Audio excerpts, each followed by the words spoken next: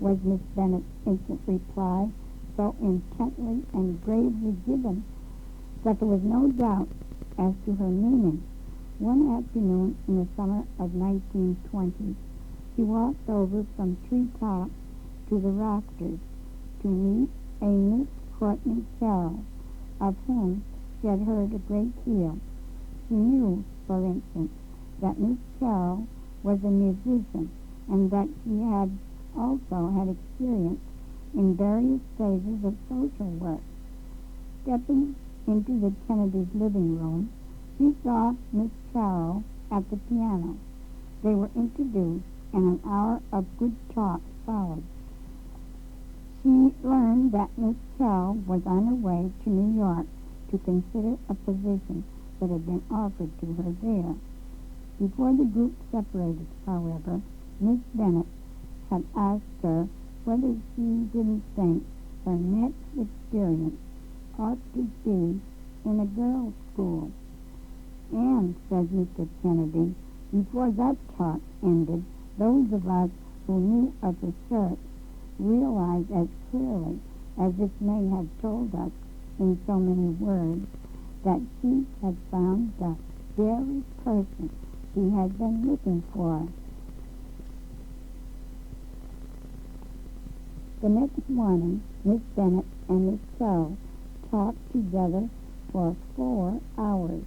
The idea of taking a position in a girls' school came as something of a shock to Miss Carroll, whose interest had always lain in other directions. She consented, however, to come to the school for a year. On what would come after, Miss Bennett only touched lightly at the time. After all my journeyings up and down, I've come back to New Hartford and found my assistant principal on my own doorstep, she laughingly said. At the end of the year, Miss Carroll agreed to accept the responsibilities of assistant principal, and her decision was announced to the school the following fall.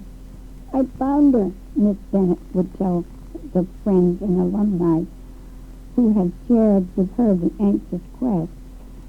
The years during which these two worked together only proved, in the deepening of their comradeship and their joy in each other, how truly this was so. I shall never forget the time of the faculty meeting, one of the teachers in the school has written, when Miss Bennett and Miss Carroll were together. Miss Bennett always suggested to me that epic phrase, a lady mother with her lady daughter, lady carrying with it something of a supernal charm. At the alumni reunion in May of 1922, the first reunion in many years, Miss Bennett had the happy opportunity of introducing to Miss Carroll many Bennett girls of former days. Another memorable feature of that reunion program was a talk to the mothers present. Miss Bennett herself had known perhaps less than most people of normal home life, but her understanding of it and its snags and perplexities and her reverence for the home where there was mutual helpfulness and love was very great. Half smilingly, she once said that she was never entirely sorry when a girl was a little homesick her first few months at school, because then she probably came from the right sort of a home. No one ever heard Miss Bennett regret that she was a teacher rather than a homemaker. She gloried in her profession. If teaching will bring you one iota of the joy and fullness of living it has brought me, you will feel blessed in your calling, she wrote to one of her girls who had chosen that career. But she was conscious of the great place in the scheme of things held by the women whose calling is that of homemaking. She often spoke of the very challenge demanded for perfect homemaking. The following account of a Sunday evening chapel service shows something of this. It comes from the diary of a 17-year-old Bennett girl. This evening, the last Sunday we will be alone together, Miss Bennett gave us a very splendid talk on how we are called to fight under a banner, the banner of a captain who asks all we are and all we have. He asks that we serve under his flag, but does not force us, and he leads us, if we follow, to more and more goodness, love, brotherhood, and beauty in this world. Especially as bearers of beauty, may we serve him, for our tired partners in the struggle will be rested by a beautiful poem well read, or by a beautifully cooked beefsteak. God needs all of us, our smiles and laughs and fun, as well as our serious thoughts and hard work. Of the talk to the mothers of the 1922 reunion, one of them wrote for the Alumni magazine, "At 10:30 Sunday morning, we met in the music room with Miss Bennett. She gave us an inspiring talk on our spiritual relations with our children and discussed some individual problems that were brought up.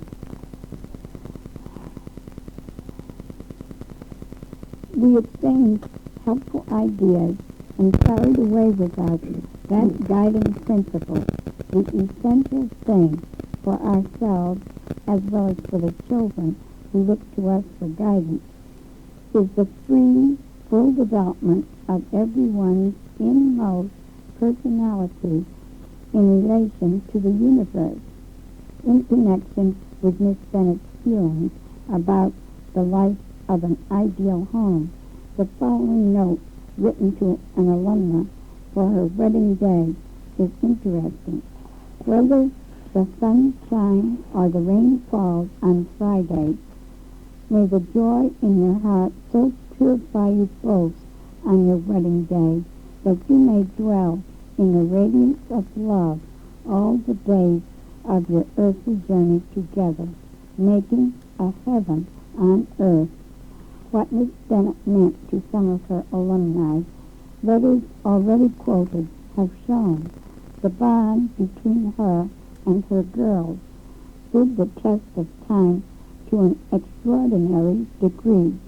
The alumni would write her of their families, their undertakings of all sorts, send their babies pictures, bring their fiancés or prospective fiancés to Millbrook to meet her, sure of her interest, no matter how many miles, how many years, or what changes in circumstances separated them from their school days. For all its warmth, Miss Bennett's love was so unselfish that it was completely unpossessive and so focused on essentials as to be independent of circumstance. The following letter to an alumna shows these qualities. "It is just bedtime, and you would come to me if you could, and tuck your head on my shoulder, and get relief that comes to a brave little worker who is just struggling with all the staggering weight of big burdens and perplexities. And it would comfort me to know that you know where to come for rest as a tired child. But you are not here. You are where you are, most needed in this beautiful, wonderful universe." An alumna once half-jokingly remarked, "You know, Miss Bennett, I believe you are about the only person who can boss me." She became very serious and shook her head. "No," she said, "I don't want that. I would rather think that because of our friendship, it is easier for you to lead your own life. I think, writes the alumna who tells us this, that I have thought of that almost more than any single incident as a standard for all personal relationships, a standard so few of us achieve.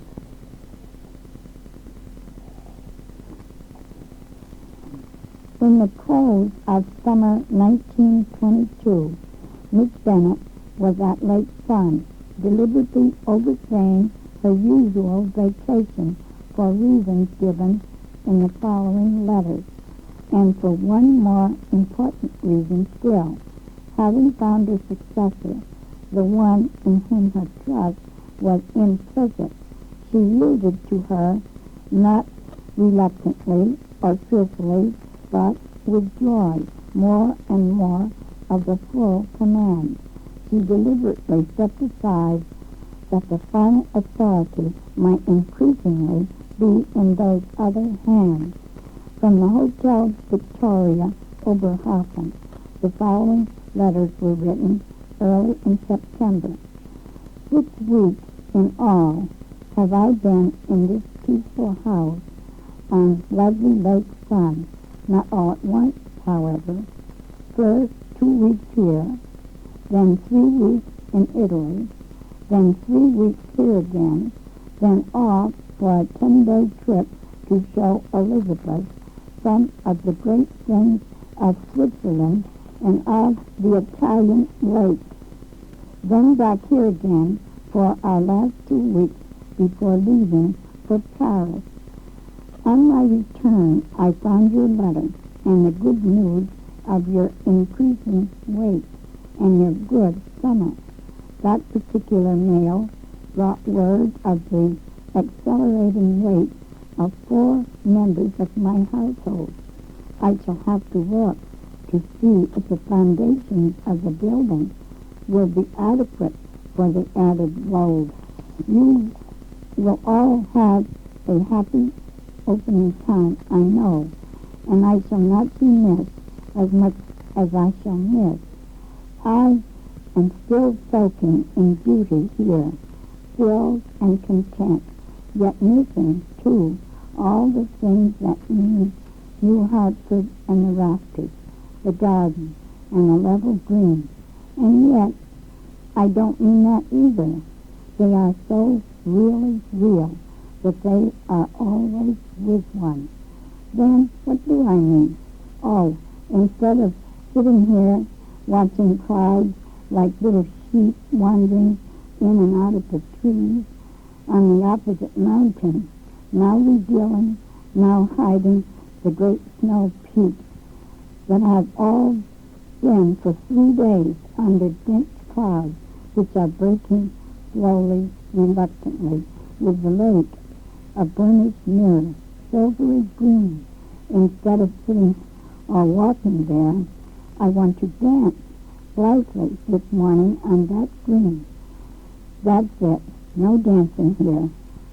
Out of the continent to the Americans, every concert at the casino ends with a dance modern American, accompanied by a drum labeled in big letters, Jazz Drum P. Stone.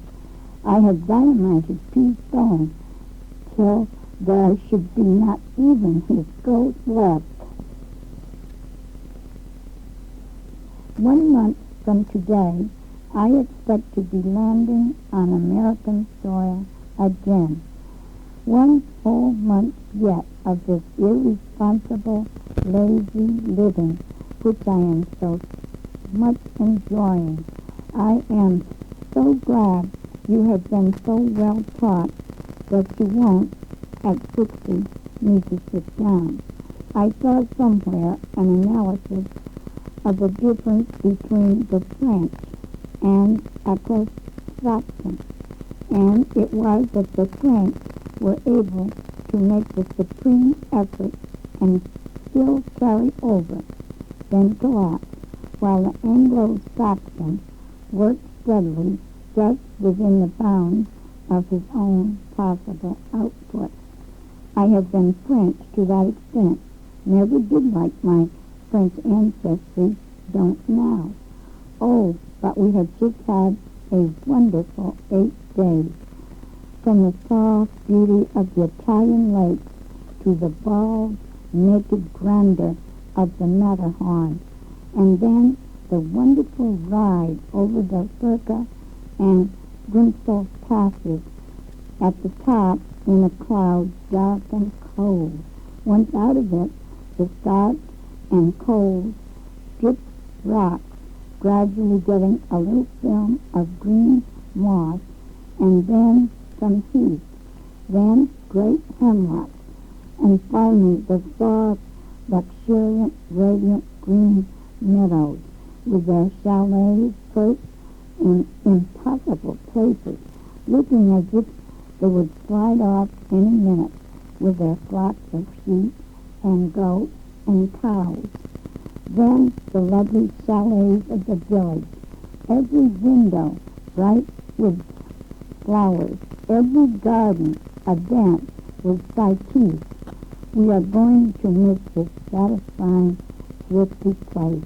Such good people, too. But X more. So,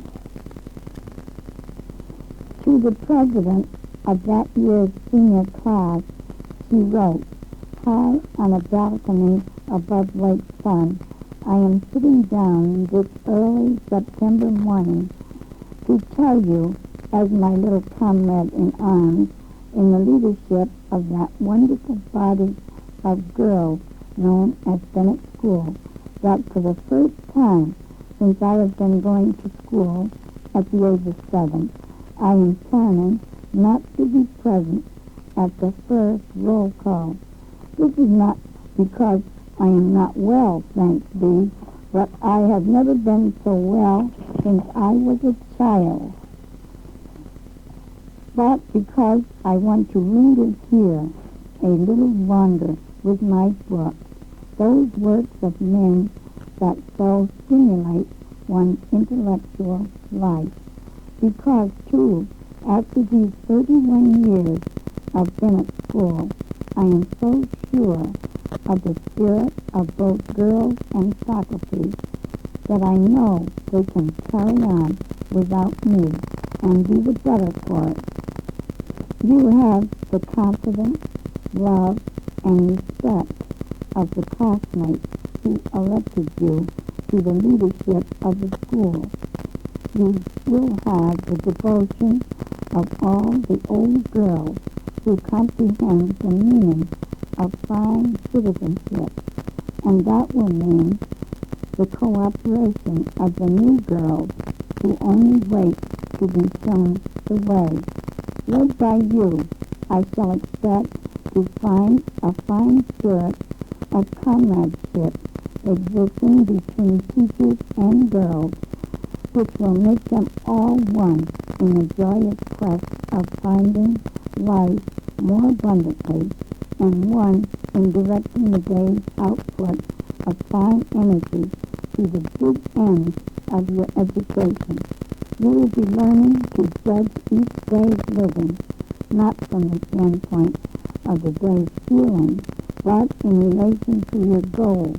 More life, full of beauty, full of truth, when all bonds are taken on with joy.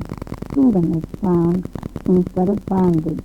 Please read this to the school after roll call, with a challenge to every girl to prove herself able to lead, not merely to be led, in making of a fine, healthy, joyous school. I could be on the ocean all your first week, coming as fast as I can for my share in the great good fun of being a part of so inspiring a body as the Bennett School. God bless it. Next, to opening day and the various commencement activities, the school's Christmas candle service is perhaps the most important event of the year.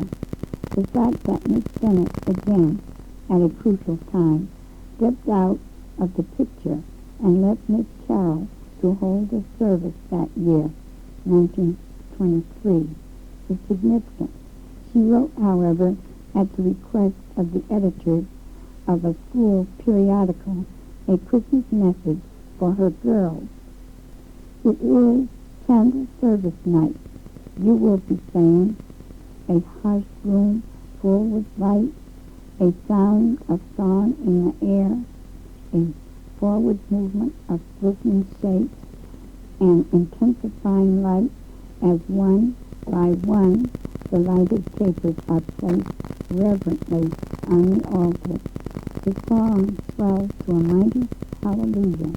The old, old story is being told in song and verse. To no altar of an unknown God do you bring your offerings of light and song, but to the altar of the Christ child, in memory of a manger bed. Where lies the Christ child tonight? Are you understanding what it is you bear witness to with your lighted candle, dear Bennett light bringers?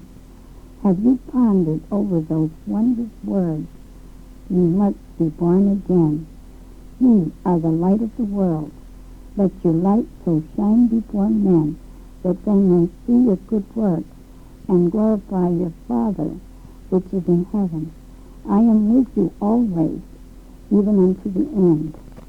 Are there flashes of understanding and answers of love in your waking heart?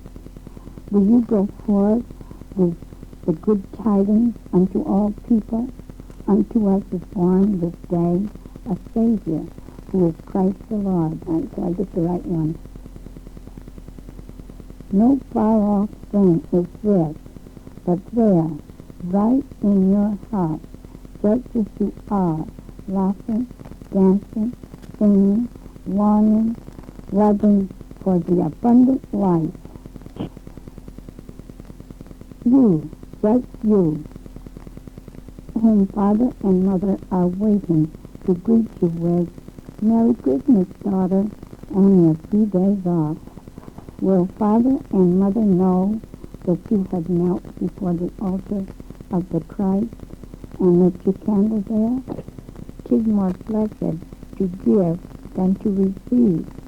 You will give to your Father and Mother freely this holiday time of yourself, your love, your thoughts, your interests, your friends, your time, and together in the Spirit on December 25th, we shall know again what it means to keep the blessed birthday. The following letter gives a glimpse of Miss Bennett's life the next summer, when she passed most of the vacation in Millbrook. Isn't it dreadful of me, this exhaustion which lets go unacknowledged so precious a thing as your loving gift on my birthday, which reached me in those early vacation days when I was doing nothing. I have waked up and begun things since, but from the bottom up, and your gift was near the top. I have not reached it yet, but almost there. Another 3 days, and all mail will be answered, all books be classified on shelves in my library, and all desk drawers gone through. I have been doing some of each of those things a little at a time, so it has been a pleasure and not a burden. With the exception of 2 days in New York, I have been in Millbrook since school closed, greatly enjoying the golf course, the theater, the sky, the flower garden, Exmoor, the dear secretaries left over, and of course my housemates.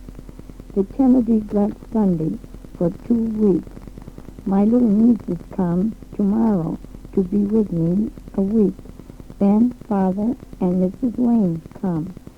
That fall, a former member of the faculty came back to teach in Millbrook, bringing with her her 8-month-old baby, Margaretta.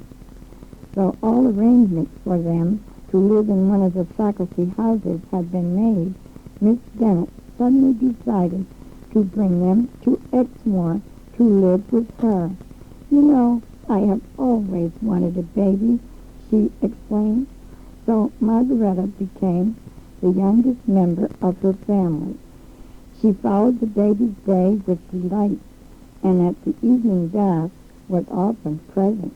When the first words began to come, she kept a list of them, thrilled to watch a vocabulary grow. The books that lined the walls of her study, Margaretta soon found were wonderful playthings, and Miss Bennett, insisting that she must not be conditioned against books of all things, was going to have the shelves roped in so that the lively lady could do no harm.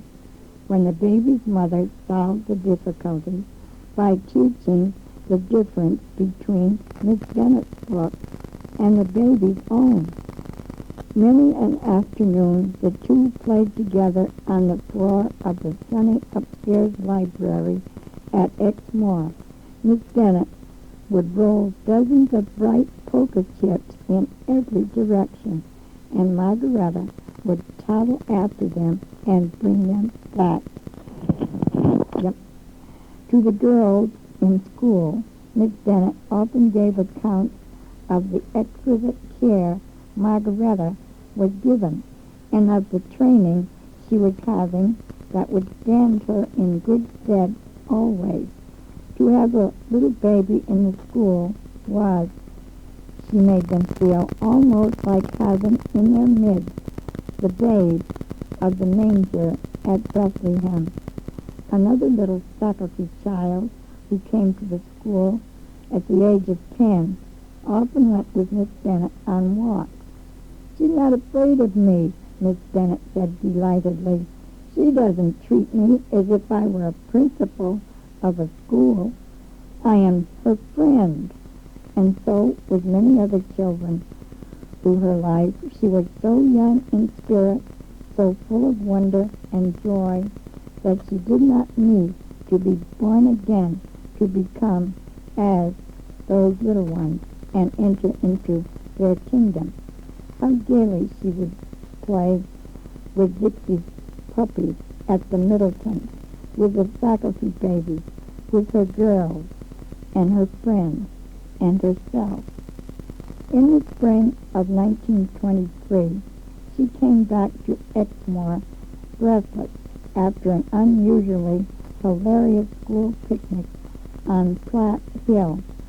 "Well, I almost met my Waterloo," she announced. "We've been climbing haystacks, and I slid down 3 times after I was halfway up. But I did reach the top." Under the walls of the Greek Theater one evening in the fall of 1923, 2 members of the faculty saw a slight figure dancing. Her cloak had been dropped on the grass nearby. So light and graceful was she, they thought they had caught one of the young teachers of plastic dancing alone for the joy of it. Coming round the top of the theater where they could see better, they suddenly recognized Miss Bennett, and she, catching sight of them just then, picked up the bouquet and was off, leaving them feeling rather as if they had frightened a fairy away. One recalled with wonder the letter Miss Bennett wrote in 1916 to thank the class of 1913 for the sundial. "Fancy being told," she said then, "that we shall renew our youth like the eagle, that we shall run and not be weary, and that everything within us tingles with the glad sense that it is all true." For her, it does not seem to have been all true. Those who knew her from her early years found her growing ever younger in spirit as time passed, gayer, more resilient, more sympathetic with young people. In later years, with her walk, her golf, her dancing, she was literally keeping up with youth, moving at least to the same rhythm, even though, as she said, she sat down sooner. And she writes of deepening wonder and joy in the livingness of everything, even the stones and children. They say no new idea ever got into a man's head after 40, but some have gotten into mine. Life is all new, she said. Of children and of her grandchildren she speaks too in this letter, written to an alumna who sent her 2 photographs for Christmas. You blessed darling, to come scattering sunshine into my room like this, the dear laughing face I shall keep where my eyes can see it the first thing on a rainy morning, and there will be no lack of sunshine. Think of my having that during the February days to come. Do you remember what a tug it is to keep the family normal during February? This fall of 1923 found Miss Bennett facing a real crisis in the history of the school, the last in which the school had her leadership. 5 months of drought that year so reduced the water supply in Millbrook and the country surrounding that when opening day came in the last of September, the situation was desperate. There was no town water system.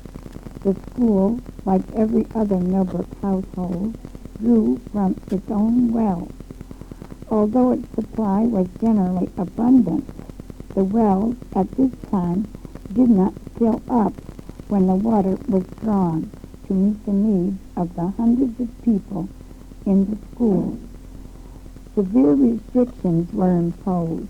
The girls had to learn to take a bath in a thimble, but even so, there was doubt from day to day as to whether the bare necessities could be met.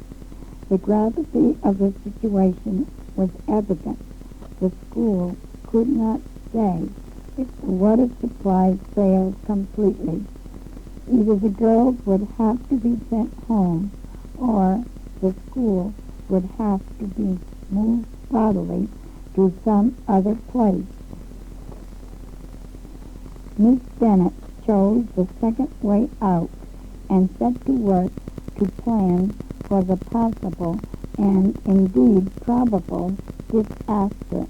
She considered briefly chartering a steamer and moving abroad, but this plan, in spite of its advantages, was soon given up. Various southern resorts were considered. Finally, Lake Placid was decided upon as the best choice in every way. There she knew she could find what she considered necessities: adequate housing for members of the school, including the employees, and good supplies of water and milk. She herself went to make arrangements and to see exactly what the living conditions would be.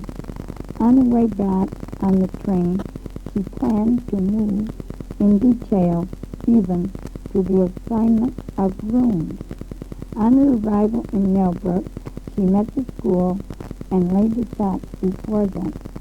She told of the widespread drought conditions that had brought on this crisis, of the probability of disbanding the school.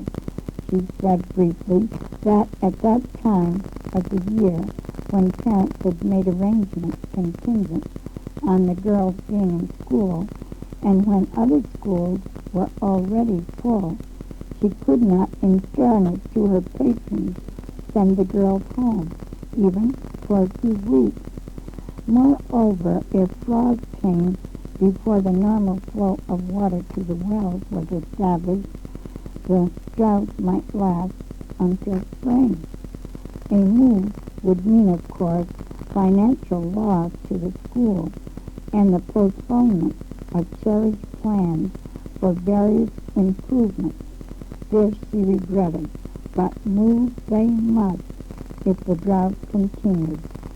She then spoke of Lake Placid and its advantages, of the plan for the move, of how books would be taken, and of housing arrangements. With swift cooperation, the school could move in 48 hours' notice. After what was already known of Miss Bennett's gallant facing of imminent disaster, of her unflurried attention to detail, and her unflagging energy in meeting each hour's difficulty, this talk made an unforgettable impression. At the close, some of the girls were so moved they were in tears. At all events, the school was keyed to respond instantly to whatever order came. A day arrived when it looked as if they could not possibly remain, but within an hour of the time when the word "we move" would have been given, the people of Millbrook Village, friendly as always, sent word that to obviate the removal, they would help to carry water from Poughkeepsie for the school's use until the drought was over. Whether this could tide over many days or not, it meant at least temporary relief. The next day, rain came in the Berkshire Hills to the north, and the wells began to fill. The crisis was over. To her father, Miss Bennett wrote in October, "I have had an unusually busy 2 weeks because of our water supply. It got so low I had to make all plans to move the school should it give out completely. I went to Lake Placid and arranged to go up there, taking one big clubhouse and 15 cottages. All arrangements were made, even to assigning rooms to everybody. We have been bringing our drinking water from a spring 8 miles from here, and no one has had a bath since the opening of school till yesterday, when to our overwhelming joy a deluging rain came, which must help out for some time. I am sure I have been very well, and we have enjoyed the golden October days in spite of our wish for rain. I wonder if you got the trip to the mountains while the foliage was bright. I do hope so. I have never seen such brilliant foliage as I found at Lake Placid, or as we have had here." She comments in another letter, "October, in retrospect, seems only a very, very happy month. Perhaps one of the happiest I can remember. Nothing hectic about it at all. Perhaps from a better way of carrying things, but certainly I was engrossed." Just after the crisis of the drought had passed, the following was written: "Tuesday, 6 p.m. As you see by the hour, it is the Greek chorus time, and I went last night, but tonight it is raining so hard I decided to stay in and write to you instead. Rain since morning, a steady downpour, and every evidence that it will continue. Our efforts to get water have been kept up. One of our neighbors came to the front today and offered the use of a spring. down in his swamp, which he does not use. We plan to run a pipe there and agree to give it up if it should seem to affect his own well. Another neighbor wired from Denver, offering any water that could be had from her place. We are hauling spring water from Moore's Mills for drinking and have stopped the softening system, which saves 8,000 gallons per day. She adds, I have had 2 periods of plastique each day and feel so light in my heart and my heels. It's doing me worlds of good. Perhaps the secret of the fullness of power at which everyone marvels lies in a penciled note which was later found among Miss Bennett's private papers. Quote, The Cure of 1923. On Sunday morning, September 30th, I took Holy Communion at 8 o'clock in Grace Church, Millbrook, as usual. On the way back over the golf course, I agreed with God to give up planning, to give up anxiety as to what I should talk about, and for 1 week to follow up every impulse that came. It led to a wonderful week. Many talks with the girls, much dancing for my own delight in the plastique classes, and for the first time in 2 years, I waked glad to wake in the morning. Little unconnected details were all done at the right time, and a joyous sense of something accomplished followed. With October in Millbrook so happy a month, it is to wonder that Miss Bennett was disappointed having to go to Atlantic City in order to shake off a bad cold. When Mr. Kennedy, once for the same reason, had to stop work on one of his plays, she wrote to him, You know, I never read a serial story. I can't bear the waiting. And here I am, on tiptoe, with excited interest as to what will happen next in the play. Obliged to look instead on the risings of a human soul under the lash of an affliction known as a bad cold. By the way, how came Job to escape this torment? Is it a modern invention of the evil one? End quote. From Atlantic City, the letter came admitting that the doctor thought her impatient. He says, I'm getting on just as fast as I can expect. But 3 weeks seems a long time. It wasn't just going it, David Copperfield, but a bad germ, evidently. Eyes, ears, everything. I am as frisky as a pony, just the same, and could jump over the ridgepole, I believe. But oh, so snuffy. I sit in the sun, walk the boardwalk, look at the sea, and knit. Have finished my sweater and begun a baby blanket for Ruth. Please turn to the other side of the tape. To Mrs. Kennedy on her birthday, beloved Edith Rand shall be Toastmaster at our birthday banquet to you today on this little planet.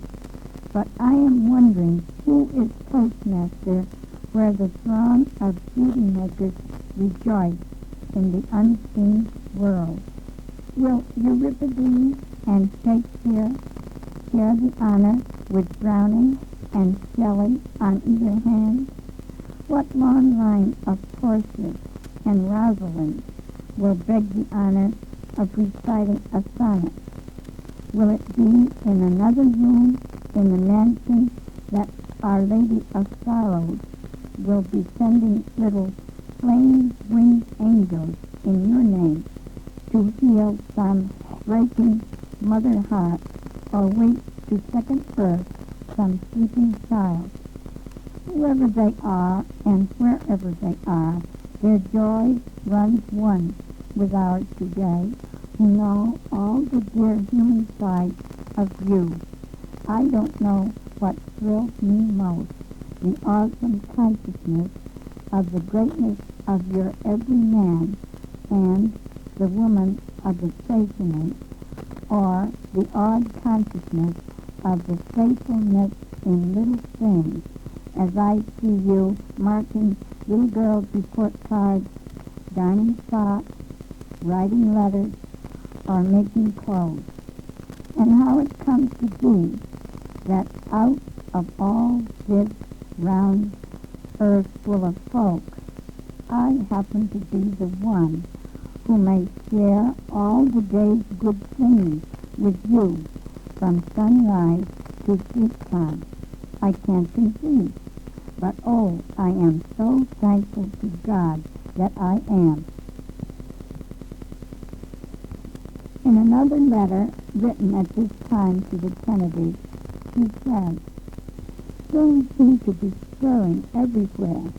Such an interesting account of an education council in Geneva last summer. Representatives from England, Scotland, Germany, France, Italy, Czechoslovakia, will I ever learn to spell? With such thrilling accounts of experimental schools where they just let the children alone, recognizing a God within who knows and who will work given a chance in the spirit of understanding and trust." By the 1st of December, he was planning to be back in school within a few days, but to think I shall have only 12 days before vacation begins, he writes. "I am so rested and fresh, I shall be very loath to begin vacationing." Her deafness, however, increased continually through these and succeeding months. To keep up contact with the many people about her, especially with her girls, was a matter of growing difficulty. When, therefore, hope was held out that, through strenuous treatment, some, if not all, of her hearing might be restored, he was eager to make the experiment. He realized that the treatment would necessitate unusual absences from school. So, toward the end of the winter, before her decision was made, he explained the situation to the girls, explained how tired she was of carrying her ears, her tissucan, in her hand, and how, even with this contrivance, hearing was terribly difficult for her. He asked how they felt about her going to New York for the promised help. They were, of course, jubilant over the possibility of relief for her, and this unexpected overbubbling of joy touched her deeply. The treatments were begun soon after. While resting at a Brooklyn hotel between two of them, the president of the Alumni Association had a long visit with Miss Bennett and a long talk with her about the school. "Isn't there something the alumni can do?" Miss Bennett was asked. "The association is pretty well organized, and it seems as though we ought to be helping you in some way. You know, Margaret, the only thing I ever ask is that you stand by Miss Carroll when the break comes. But heavens, Miss Bennett, I may be dead myself then. Isn't there something we can do now?" Several things were discussed, including a building fund begun by one of the earlier classes. Then, after one of her characteristic pauses. There is something, if you really want to do it. It has always bothered me that I have not been able to start some sort of a faculty pension fund. I take the best years of my teachers' lives, and though I try to pay standard salaries, I realize at best there is little chance for any provision for the future. It will be a long time before the school can assume the extra financial burden, and if the alumni should want to carry it, she interrupted herself, but I'm not asking it. Remember, the only thing I ask is that you will stand by Miss Carroll when the break comes. A pension system was later provided by the May F. Bennett Memorial Gift, which was raised by the alumni. During luncheon in the hotel dining room, the conversation shifted, among other things, to Alfred Noyes' new book, Watchers of the Sky, but later back in Miss Bennett's room, the discussion centered once more in the school and Miss Carroll's particular fitness to carry it on. As the afternoon drew to a close and the alumni present rose to go, she lightly remarked, "Well, Miss Bennett, it really doesn't matter who carries the torch, does it?"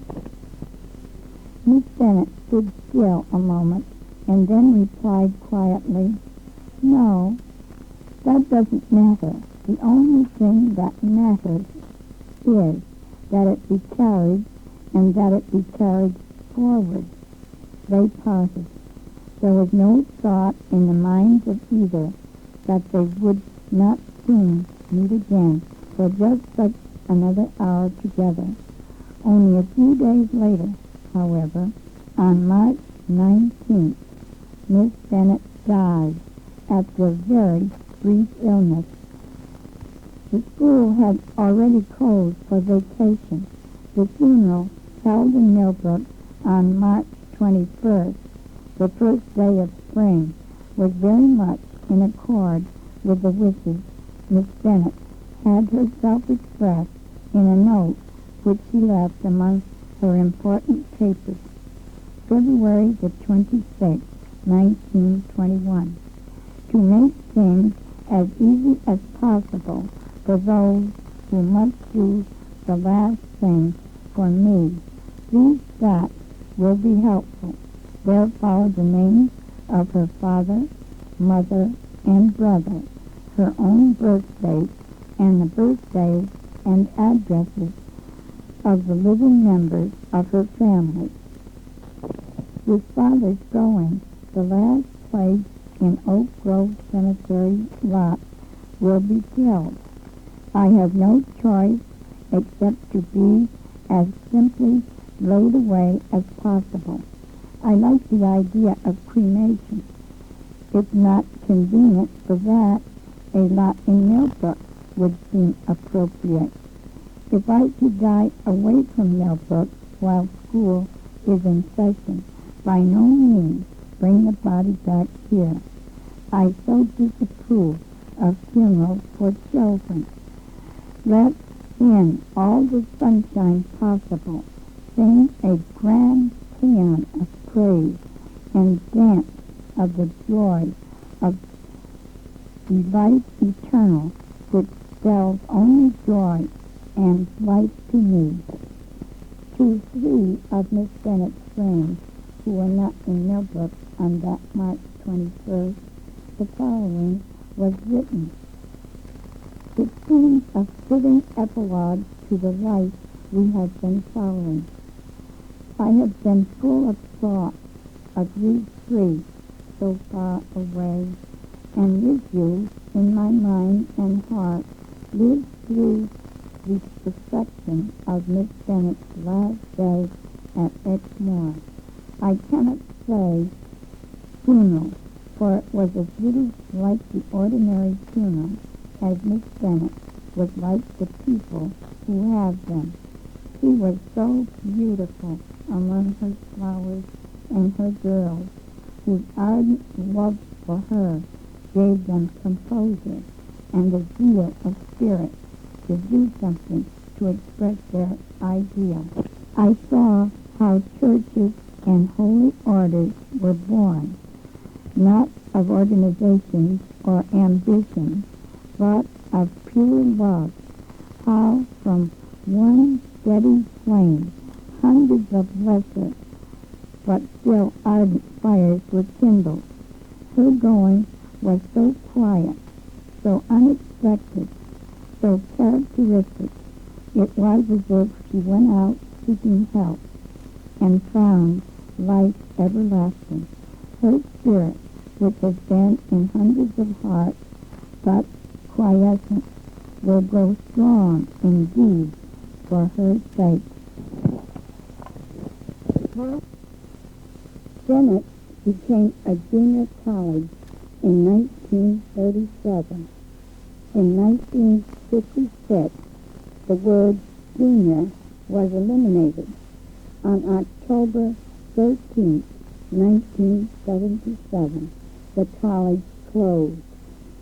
There were about 12 to 16 alumni clubs, some of which continued to function.